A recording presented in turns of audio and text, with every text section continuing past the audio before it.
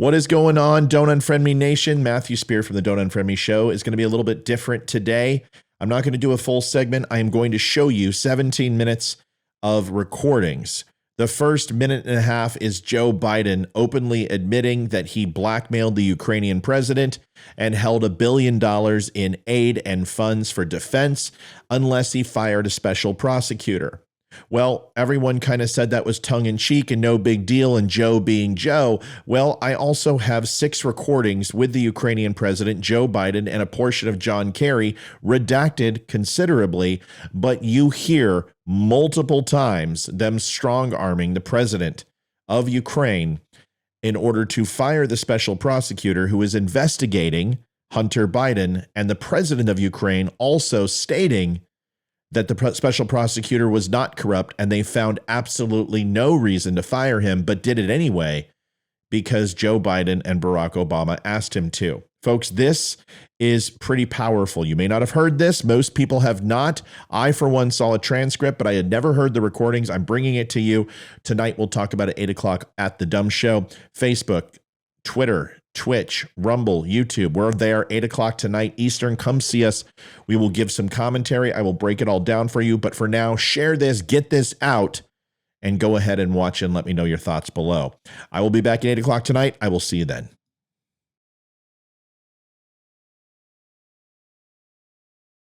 I remember going over convincing our team or others to convincing us that we should be providing for loan guarantees. And I went over for, I guess, the 12th, 13th time to Kyiv, and I was supposed to announce that there was another $1 billion loan guarantee.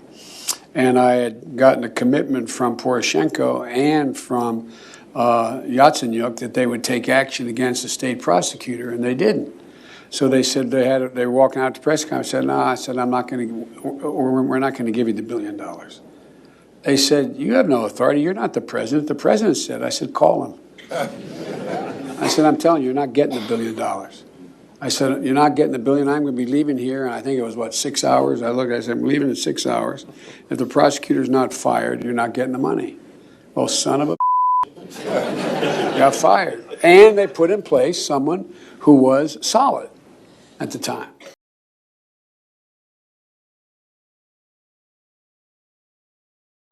The Situation Room is... Hello. Joe Biden. Thank you, Mr. Vice President. Your call has been convened. Petro, can you hear me? Yeah, now it's better. I can hear you better too. I'm sorry. No problem. You were saying, I missed what you were saying. Yeah. So, first of all, I'm very happy to hear you. Second, this is very valuable for me that you find out a time for me even in Minnesota. And I'm dreaming some days to be with you in Minnesota. That's easy, man. I tell you what, I'd like to be with you instead of Minnesota right now, but go ahead. The third, I have some positive and negative news. I will start with the positive news. Well, good. Joe, I have a second positive news for you. Yesterday, I met with the General Prosecutor Shokin. Yes. And despite of the fact that we didn't have any corruption charges, we don't have any information about he doing something wrong, I especially asked him, no, it was the day before yesterday, I especially asked him to resign as his position as a state person, and despite of the fact that he has a support in the parliament. And as a finish of my meeting with him, he promised me to give me the statement on resignation. And 1 hour ago, he bring me the written statement of his resignation. Great. And this is my second step for keeping my promises. I agree. Poroshenko? Yes. 1 moment for Vice President Biden.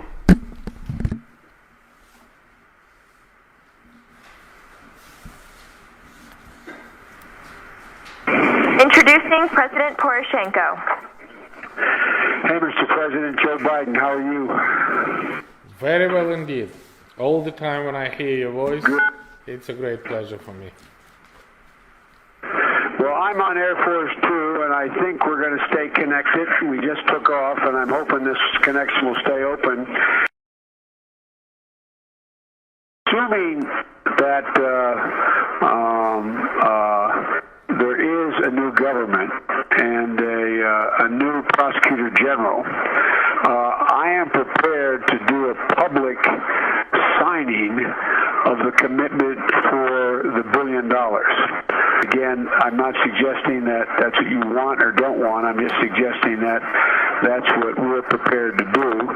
And again, it wouldn't be finalized until, the IMF pieces are written. Extremely strong motivation. One of the possible candidates was leader of my fraction, Lutsenko, who is the public figure. If you think that the political motivated figure would be not very good from your point of view, I recall this proposal. I do not propose, because nobody knows that I want to propose Lutsenko. In this situation, I take all the political motivated figures out from this process. All right, well, look, let me when you and I finish speaking, let me huddle with my team, talk over what you and I just talked about. I agree with you, there is a sense of urgency here. Hey, Mr. President, Joe Biden, how are you? Very well indeed. As usual when I hear your voice. Thank you very much. Well, you are doing very well. Congratulations on getting the new prosecutor general. I know there's a lot more that has to be done, but I really think that's good, and I understand you're working with the rod in the coming days on a number of additional laws to secure the IMF. But congratulations on installing the new prosecutor general. It's going to be critical for him to work quickly to repair the damage Shokin did. And I'm a man of my word. And that now that the new prosecutor general is in place, we're ready to move forward in signing that new $1 billion loan guarantee.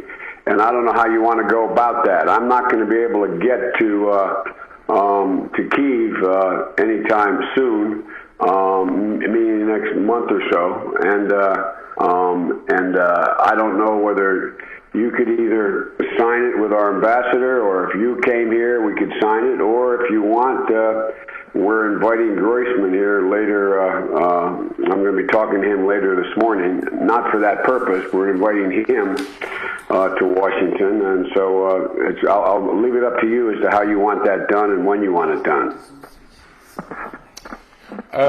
First of all, thank you very much indeed for these words of support. Believe me that it was a very tough challenge and very difficult job, and Mrs. Timoshenko and Mr. Leshko fraction tried to break this, because we not only voted for the new prosecutor general, which we do in a very short period of time, within one day we changed the law. By the way, in this law we are presenting the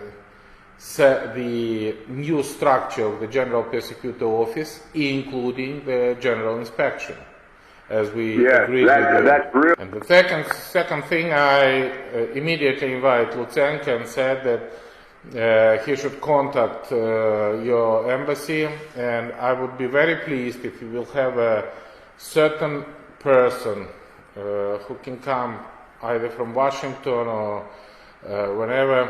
We have here, I don't remember his name, the Ukrainian origin American prosecutor. He is a little bit old. I sent to the Jeffrey his name, and he was ready to come and to be assistant and advisor.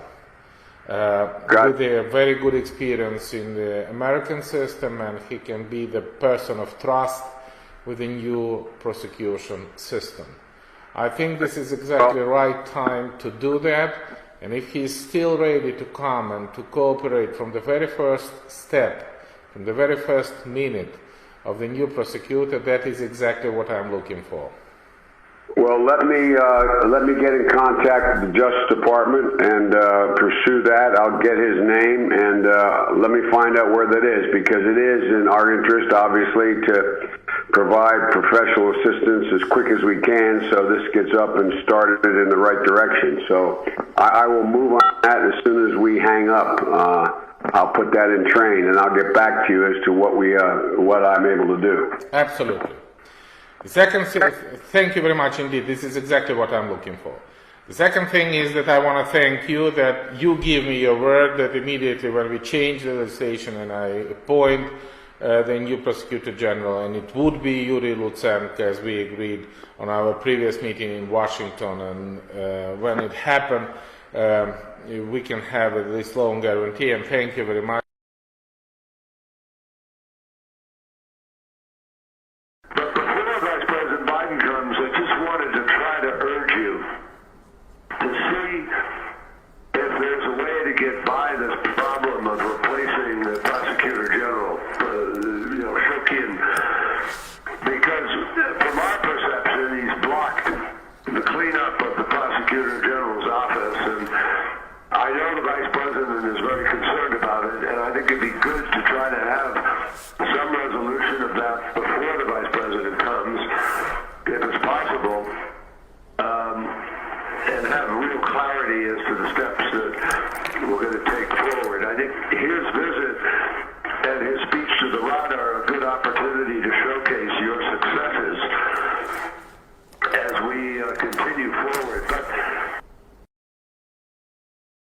And I doubt that any other general prosecutor can do that, but we provide absolutely transparent procedure for the selection commission, and the procedure was widely accepted both inside the country, including my opponents, all the NGO, all the parliamentary forces. They widely accepted as an absolutely transparent and effective situation. And as I promised, the very next day, before the 1st of December, exactly as I promised to Vice President Biden, this person who was selected by the Selection Commission as appointed. Now, all of us should understand that the Prosecutor General office has any opportunity under the law to make any cases against corruption, because it immediately goes already from the 1st of December, the day before yesterday, to the new Anti-Corruption Bureau and the new Anti-Corruption Prosecutor Office. And I was very proud that Jean-Claude Juncker, Angela Merkel, François Hollande, and everybody welcomed it as a very strong position of Anti-Corruption Prosecutor and General Prosecutor Office. For the prosecutor position and for Inspector General, I am also proud that exactly as we agreed with your Minister of Justice guy and your embassy, the Office of Inspector General is already established. It is coordinated not by General Prosecutor, but the Deputy of General Prosecutor, Mr. Sakvarilidze, exactly as we agreed with the Vice President and with the Ambassador. For the other continuation with the Prosecutor General Shokin and other things, I think I will speak with the Vice President Biden, and I doubt that it would be theoretically even possible to make any decision without any arguments before. Vice President's going to take up with you, and we'll have a more detailed discussion about it. Thank you, John. President, just 1 minute for Vice President Biden. Thank you. Introducing President Poroshenko. Now I have, and I think we can trust each other, the party of Arseny together with me. They were together during the voting of the General Prosecutor, voting of the government, voting of the IMF, and I hope we have a significant level of support. Unfortunately, this is not fully enough. This is almost majority in the parliament. And those who goes to the United States, Samopomich, Timoshenko, and Leshko, who do not go there, for different reasons, completely against that. Because this is the political reason. This has nothing to do with the essence of the, of the agreement. This is just a dirty political tricks. And that's what I'm asking from the Jeffrey. Please do not give the grants to the Samopomich. Do not give them money. Because this is not a financing for the opposition party. This is the financing of the absolutely irresponsible political leader who is doing very bad things for the future of my country and for the Ukraine, for the security and for the stability. That's, I think, first of all, I am completely satisfied with the messages they received in Washington. They were quite strong and quite decisive.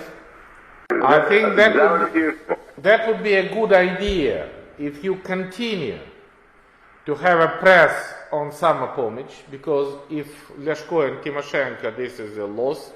On Samopomich, because you support them, in that situation they could give a positive response, because without Samopomich we cannot even expect any positive things on the constitutional changes. Okay, all right. Well, look, that would be impossible, because if I can count on me with a law, election law, I can find out the votes. Without Samopomich, I cannot find out the votes on the constitutional changes. This is very simple. All right.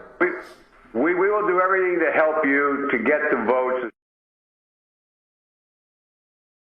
Let me ask you one thing before I forget. Privat Bank. I understand the governor of the bank is tentative about setting a date certain for the transition to take place, and I'm being told secondhand that, I don't know this is her position for sure, that she is unsure of a date until she gets an agreement from you. Here's what I've told them. I've told them to get back to her and set a date, and I would talk to you about the date, because this is getting very, very close. What I don't want to have happen, I don't want Trump to get in a position where he thinks he's about to buy onto a policy where the financial system is going to collapse and he's going to be looked to pour more money into Ukraine. That's how he'll think about it before he gets sophisticated enough to know the detail.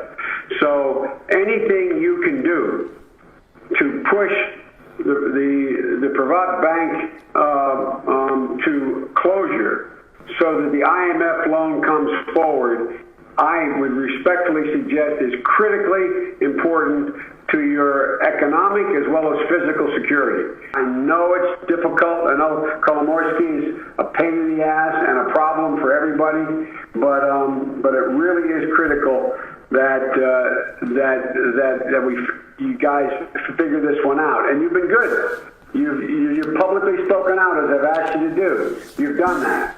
I just want you to give the what's she called, the commissioner, the governor, the governor of the bank, give her some spine.